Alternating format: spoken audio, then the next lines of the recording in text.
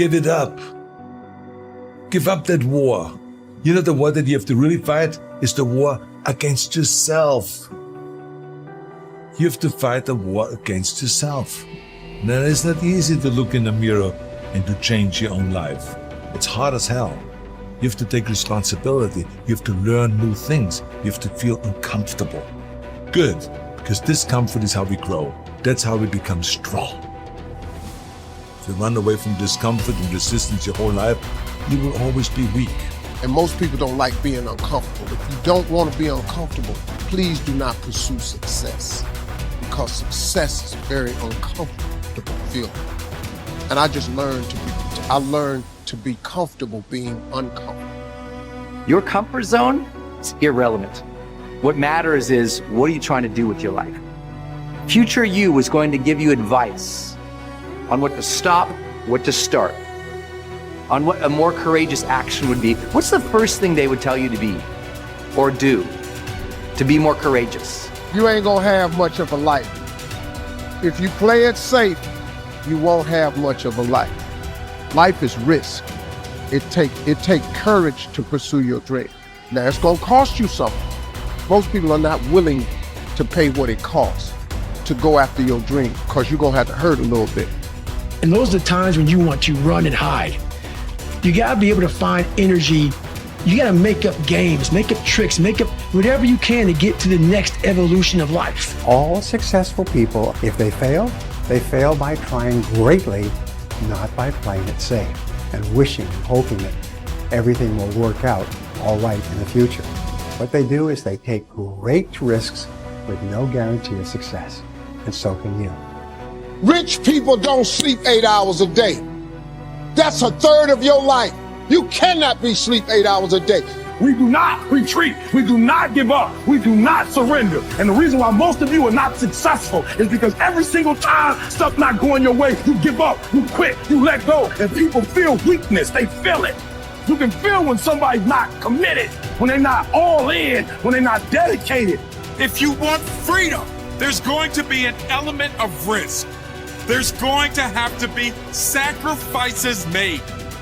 There's going to have to be late nights, extra hours, persistence, and most importantly, growth. If you don't become someone else, you will not be able to earn your freedom. The person you are right now might not be good enough for the life you want. If you really want it, you're going to have to become someone else. The voice in my head said, you know what, man? You're gonna die never even trying to reach your full potential. And how's that gonna feel? So I'm gonna live even while I'm dead. I'm gonna be, because I believe in a higher power, whatever it may be. I don't know what it is. I believe that your mind lives forever. Some spirit, something lives forever. I'm gonna be haunted by the mere fact that I literally just, that's what I was. You wasted that life. That's what I was, man. You look back and here lies David Goggins, a punk. That's it. And I get to live, so whatever heaven or hell is, you're in hell the rest of your life. The rest of your life. And if there is a God, which I hope to God there is, knowing what I put myself through now, whatever memories I have, if there's any at all, I'll be a happy man. But I knew that I was getting paid for this while I was living or while I was dead. I was getting paid for this, because basically to me, it was a huge sin. I'm basically just gonna sit here and just be a comfortable man and not even try. Wasting your life is a sin, It's right? a sin. It is. I'm not even gonna try. I want you to get over this notion that I find so annoying that so many people have, that success and power in life is dependent on something like genetics. Like some people are born with a larger brain, or they have wealthy parents who are able to send them to the right school, or it's all a matter of luck. What really makes people successful and powerful in life, and it's not just me saying this, I read hundreds of books on the subject, what makes people successful is their degree of motivation. Yeah, I could repeat it 100 times, but it's true every time I say it. When you are motivated, when you feel yourself emotionally engaged in the subject, you learn faster. You learn what could take somebody 10 years to learn, you can learn in 2 years. When you feel emotionally engaged with something, you're able to push past all the obstacles.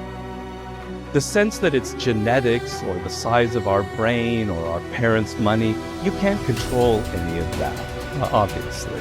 And they can become kind of crutches for some people.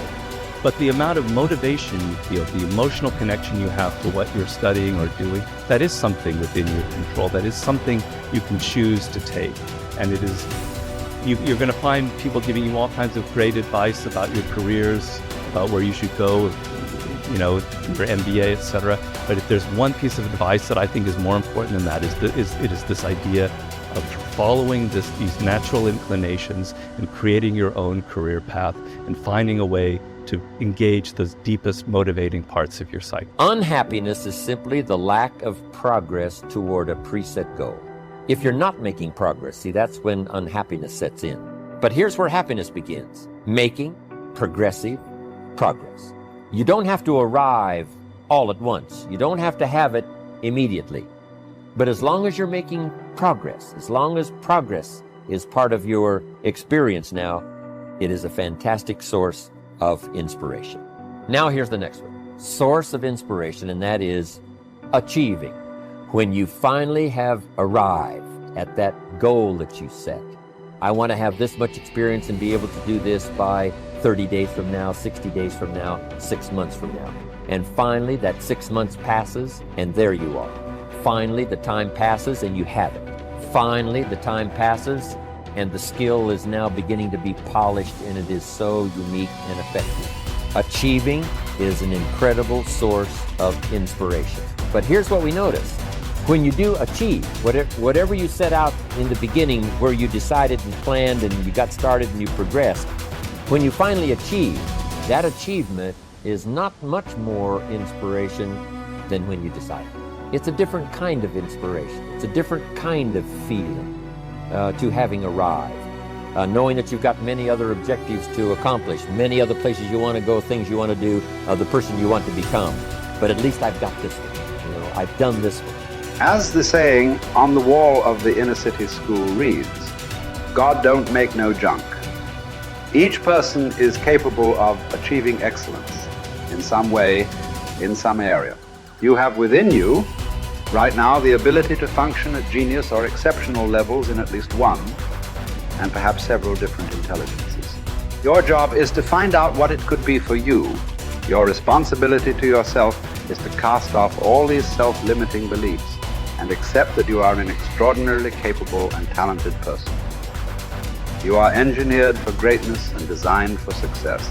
You have competencies and capabilities that have never been tapped. You have the ability within yourself right now to accomplish almost any goal you can set for yourself if you are willing to work long enough and hard enough to achieve it. The good news about beliefs is that all beliefs are learned. They can therefore be unlearned, especially if they are not helpful. When you came into the world, you had no beliefs at all about yourself, your religion, your political party, other people, or the world in general. Today, you know a lot of things. But as the comic Josh Billings once wrote, it aren't what a man knows what hurts him. It's what he knows what aren't true. There are many things that you know about yourself that are simply not true. And these are almost always in the area of self-limiting beliefs. The starting point of unlocking more of your potential is for you to identify your self-limiting beliefs and then ask, what if they were not true at all? What if you were possessed of an extraordinary ability in an area where you didn't think you were very good at all, such as selling, entrepreneurship, public speaking, or money-making? Everywhere I go throughout the world, I have taught these principles to many tens of thousands of people. I have filing drawers full of letters from people who had never heard this idea of self-limiting beliefs before. But once they heard it, they changed their entire attitudes towards themselves. They began to see themselves as far more competent and capable in key areas of their lives than they had ever been before.